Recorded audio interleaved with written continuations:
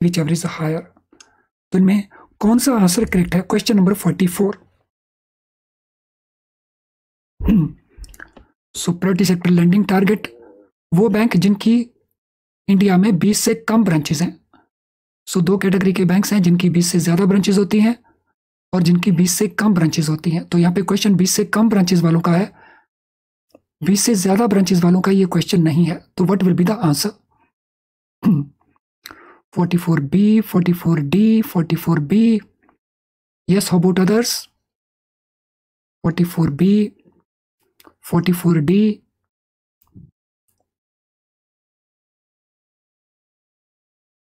So this target is now, एक बात को याद रख लेंगे, चाहे वो डोमेस्टिक बैंक हो, चाहे वो फॉरेन बैंक हो, विद इन फॉरेन बैंक्स चाहे वो 20 और मोर ब्रांचेस वाले हों, चाहे वो लेस देन 20 ब्रांचेस वाले हों, अब सभी के लिए टारगेट 40% का है। 40% ऑफ ANBC और COB whichever is higher. तो उस हिसाब से हमारा आंसर बी जो है दैट इज करेक्ट आंसर। काफी सारे स्टूडेंट ने डी आंसर दिया है और एक स्टूडेंट ने नन ऑफ अबव लिख दिया है। तो ध्यान रखेंगे, इट इज 40% ऑफ ANBC और COBE whichever is higher. तो answer B is the correct answer. For small enterprises what is the annual turnover criteria? Small enterprises के लिए एनुअल टर्नओवर का क्राइटेरिया क्या है? Maximum 1 crore, maximum 10 crore, maximum 25 crore, maximum 50 crore. 45, what will be the answer?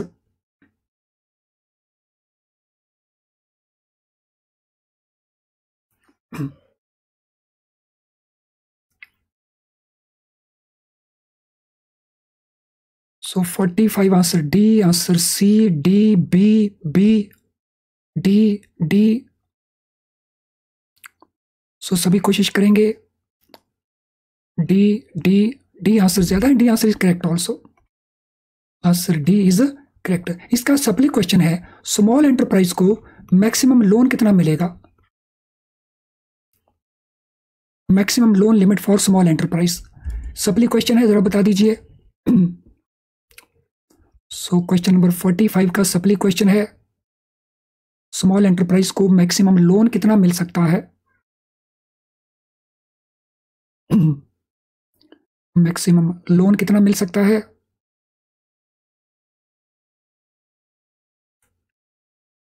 $5 crore, 10 crore, 250 crore, 10 crore, 10 crore, 20%, 10 crore, 10 crore, need based.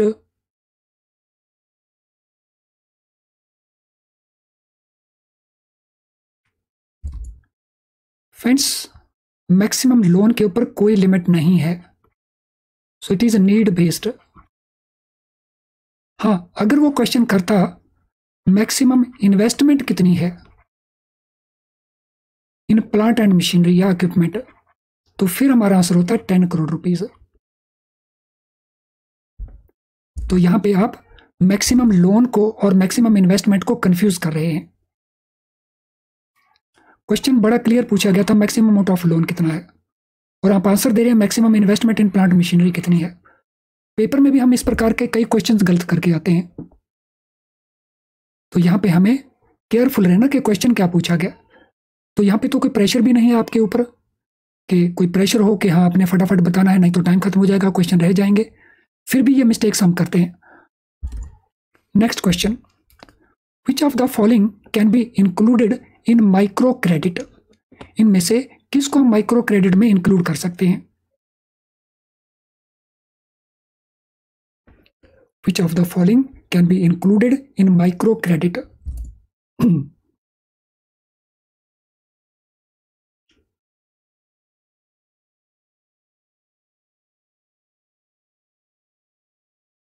So which of these can be included in microcredit?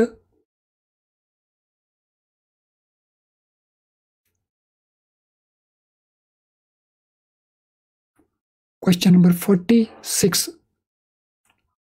46 C, C, B, C, B, C, C, B, C. सी और B के बीच में confusion. Friends, micro enterprise को जो हम loan दे सकते हैं, पहले criteria था 50,000 का, बी आंसर, लेकिन अब ये क्राइटेरिया को बदल दिया गया है। तो दोज पर्सन्स जिनको हम लोन देते हैं और उनकी जो फैमिली इनकम है 3 लाख रुपए से ज्यादा नहीं है, तो उनको दिए हुए लोन्स हम इंक्लूड करेंगे माइक्रो लोन्स के अंदर। तो अब लोन के अमाउंट का क्राइटेरिया चेंज कर दिया है और ये फैमिली इनकम के साथ लिंक कर दिया है। Question number 46, advance given by bank to directors can be written off, remit किए जा सकते हैं, राइट ऑफ किए जा सकते हैं बाय बैंक्स। इनमें से कहां पे हैं वो प्रोविजंस? क्वेश्चन नंबर 46, वो प्रोविजन कहां पे हैं? अगर हमने किसी डायरेक्टर को लोन दिया है और उसके लोन की माफी करनी है, राइट ऑफ करना है, रिमिट करना है, तो इनमें कौन से प्रोविजन सही हैं? Section 20A banking regulation act में, section 20A with permission of RBI और government, section 20A with permission of RBI, या राइट ऑफ नहीं किए जा सकते। 47 नंबर question.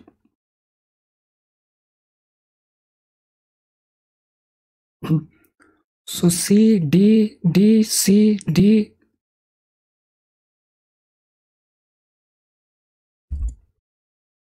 So answer C is the correct answer. तो उनको राइट ऑफ किया जा सकता है, लेकिन RBI की परमिशन के साथ, और ये प्रोविजन है section 20A banking regulation act के अंदर। Question 47, Which of the following statement is not correct with regard to selective credit control directors of Reserve Bank of India? हमने बताना है कौन सी स्टेटमेंट सही नहीं है सिलेक्टिव क्रेडिट कंट्रोल के डायरेक्टिव से संबंधित। So which statement is not correct, कौन सी स्टेटमेंट करेक्ट नहीं है?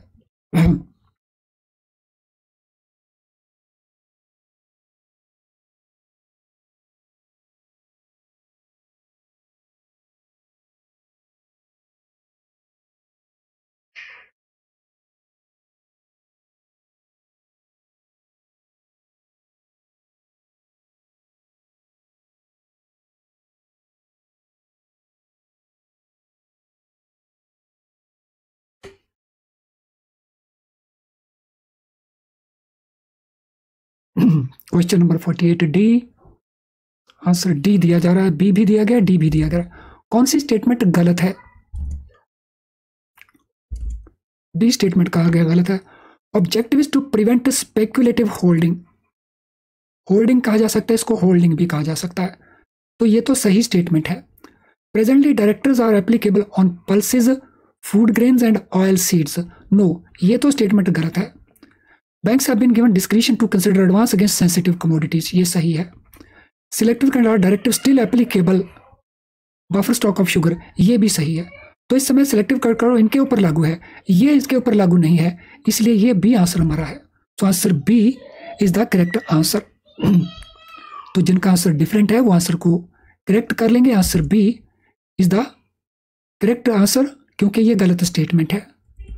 Question 49, under large exposure of Reserve Bank of India norms, ceiling on credit exposure in respect of single NBFC क्या है? 15% of capital funds, 20% of capital base, 15% of net worth of the bank, 15% of base capital. So which one is the correct statement? Question number 49.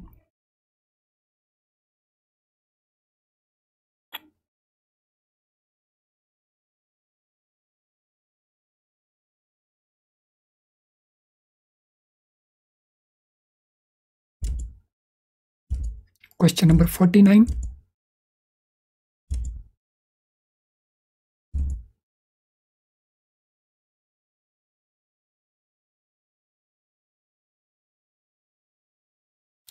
So 49 C, B, B, D, B, C, B, C, C अलग अलग answer दिए जा रहे हैं।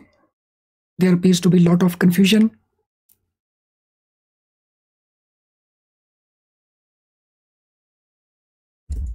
तो दो तरह के रूल्स हैं। एक रूल्स हैं जिनको हम कहते हैं एक्सपोजर नॉर्म्स, दूसरे रूल्स हैं जिनको हम कहते हैं large exposure norms.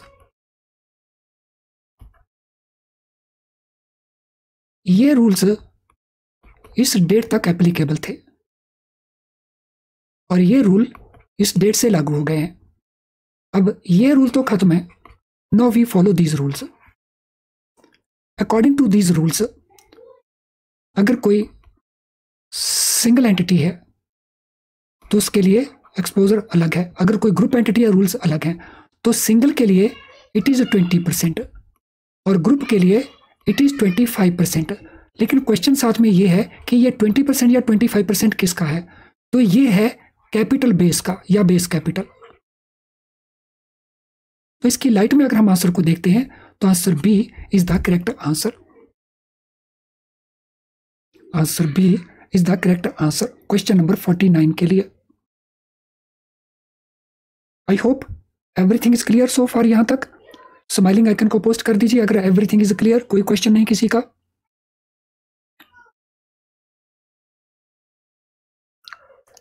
If everything is clear,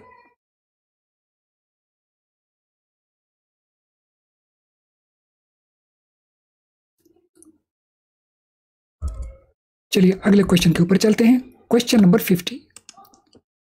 with a bank other than his own bank, which of the following are RBI guidelines in such cases. So किसी लेटर ऑफ क्रेडिट का beneficiary है, seller है, वो चाहता है कि जिस bank के साथ मेरा लेन देन है उस बैंक के साथ मैं एलसी नेगोशिएट ना करूं, मैं किसी दूसरे बैंक के साथ करूं। तो इसके बारे में आरबीआई की गाइडलाइंस क्या है? तो ये गाइडलाइन लिखी हुई है, तो आपको बताना है इनमें कौन सी गाइडलाइन करेक्ट गाइडलाइंस है। 50 नंबर क्वेश्चन, कौन सी करेक्ट गाइडलाइन है?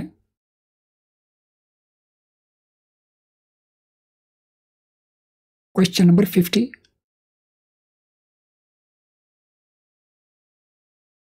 What are correct guidelines of Reserve Bank of India regarding this?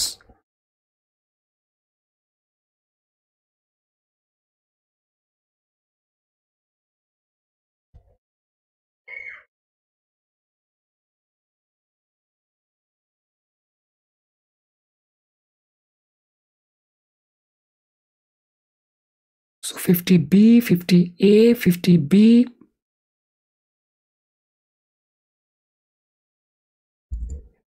So since bills are being negotiated under LC, such transactions can be encouraged. ये तो RBI नहीं कहता। Since it restricts the cash flows to the loan accounts of the bank, which is regular bank of the beneficiary, banks should not encourage such negotiation to non-constituents. So this is correct. Since LC is opened as unrestricted, the banks may allow such facility. ये भी RBI नहीं कहता, तो RBI यही कहता है। तो answer B is the right answer here. Let us go to question number 1. On the basis of given information, what is the equilibrium price, demand and supply? तो यहां पे इंफॉर्मेशन प्रोवाइड नहीं की गई, इस क्वेश्चन को छोड़ देते हैं, अगले क्वेश्चन के ऊपर चलते हैं। ये भी छोड़ देते हैं, इस क्वेश्चन के ऊपर चलते हैं, क्वेश्चन नंबर 3 के ऊपर, क्योंकि पहले दो क्वेश्चंस में देयर इज गैप, इंफॉर्मेशन का गैप है। तो we come to this question, find out which is not correct statement. इनमें से कौन सी करेक्ट स्टेटमेंट नहीं है?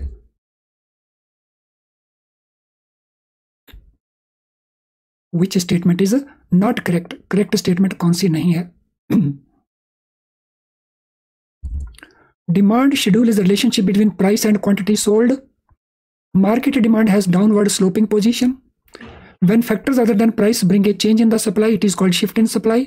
Market clearing price is another name for equilibrium price. तो कौन सी स्टेटमेंट आपको गलती लगता है कि गलत स्टेटमेंट है? Question number 3.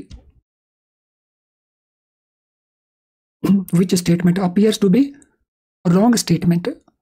आंसर है A, C, C, A, C, C, D, A, C, A, C, D. चलिए देख लेते हैं। Market clearing price is another name for equilibrium price, ये सही स्टेटमेंट है। When factors other than price bring change in supply, it is called shift in supply, ये भी correct statement है। Market demand curve downward slope करता है, ये भी करेक्ट स्टेटमेंट है। Demand schedule is the relationship between price and quantity sold. No, it is not quantity sold, it is quantity demanded. तो ये स्टेटमेंट हमारी गलत स्टेटमेंट है, इसीलिए ये हमारा आंसर बन जाएगा. हमारे कई स्टूडेंट तो ये तकलीफ ही नहीं करते ये लिखने की कि किस क्वेश्चन का आंसर वो दे रहे हैं, इसलिए पता ही नहीं चलता वो किस क्वेश्चन का आंसर दे रहे हैं. तो अगर आप चाहते हैं कि आपके आंसर को भी टेस्ट कर लिया जाए तो क्वेश्चन का नंबर जरूर लिखें, सो दैट पता चले कि आप किस क्वेश्चन का आंसर दे रहे हैं. बिकॉज सभी क्वेश्चन का आंसर ABCD ही आना है. 4 नंबर क्वेश्चन. सो इसको जाने से पहले क्विकली जिनका लाइक डिसलाइक बचा फटाफट लाइक डिसलाइक को कंप्लीट करेंगे. सो बहुत सारे स्टूडेंट्स हैं जिनका लाइक डिसलाइक अभी नहीं हुआ है, वो लाइक डिसलाइक को कंप्लीट कर देंगे.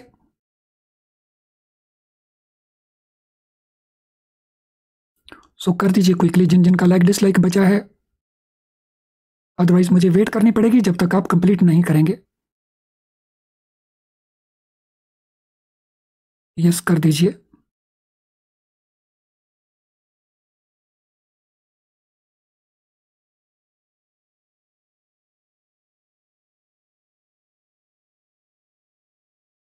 कर दीजिए फटाफट. I still wait. अभी आधे स्टूडेंट्स का हुआ है, केवल आधे स्टूडेंट्स रहते हैं अभी भी.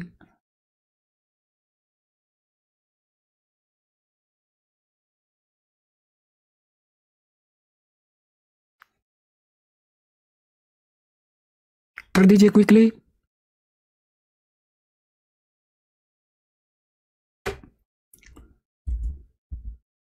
Demand deposits of banks are not included in which of the following for the purpose of money supply aggregates.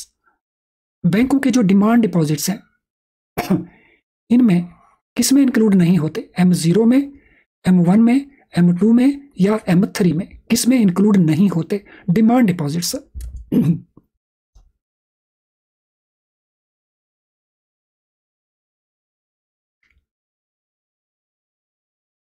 So demand deposits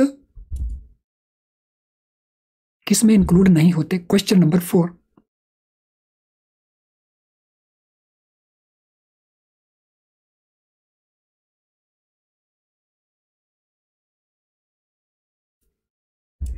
yes, M0 जिस कॉन्सेप्ट को खत्म कर दिया है उसमें इंक्लूड नहीं होते.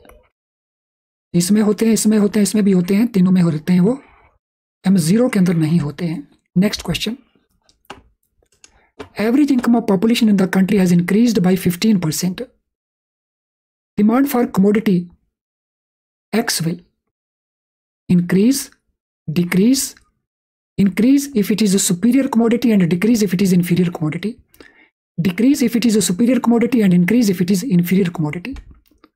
So which one is the most appropriate answer?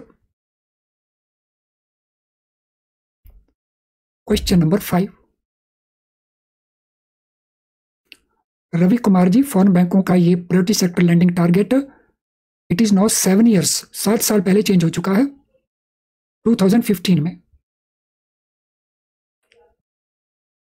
Question number 5. Which one is the most appropriate?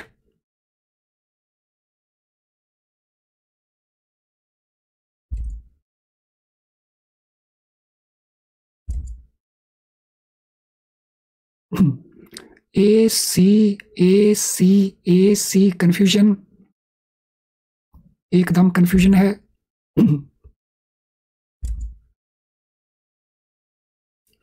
चलिए देख लेते हैं. सुपीरियर कमोडिटीज क्या होती हैं? सुपीरियर कमोडिटीज मींस ब्रॉडली जो quality wise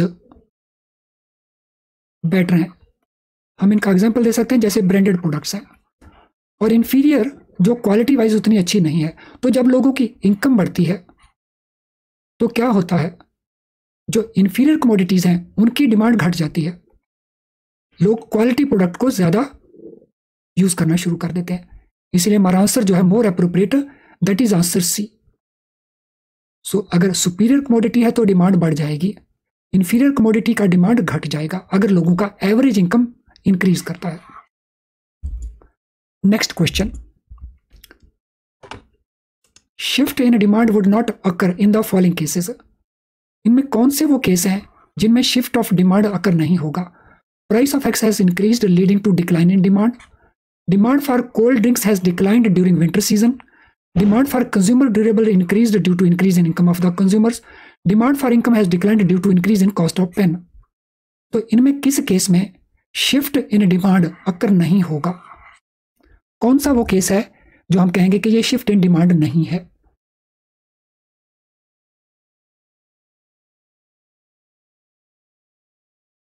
So which out of these is the case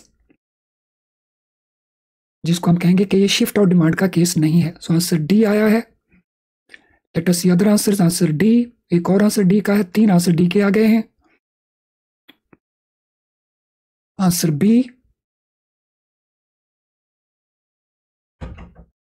answer C, answer D, answer ए,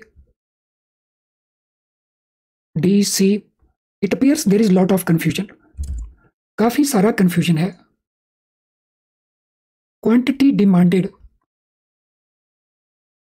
2 कारणों से इफेक्ट होती है.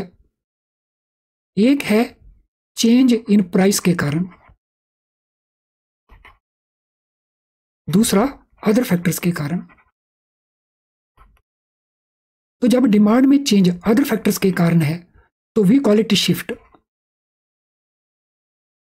और अगर हम क्वेश्चन के आंसर्स को ऑप्शन को ध्यान से पढ़ें तो डी में प्राइस के कारण नहीं है, सी में प्राइस के कारण नहीं है, बी में प्राइस के कारण नहीं, ए में प्राइस के कारण है.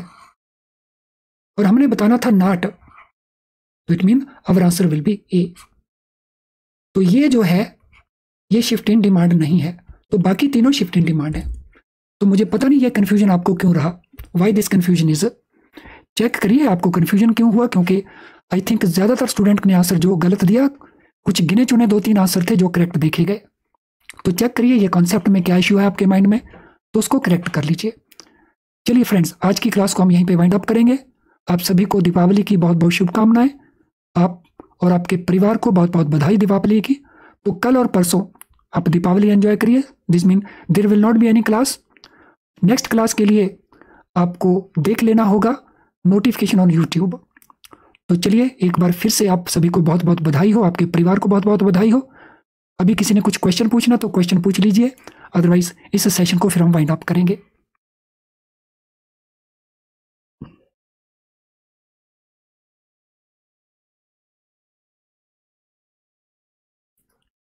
चलिए आज के इस सेशन को फिर हम वाइंड अप करते हैं. तो दीपावली के बाद फिर हम दोबारा से मिलेंगे, तो नोटिफिकेशन चेक कर लेना. Thank you friends, have a nice day. आज हमारा ऑफिस खुला है. आपको कोई भी जरूरत हो किसी तरह की तो वी आर ओपन टुडे. तो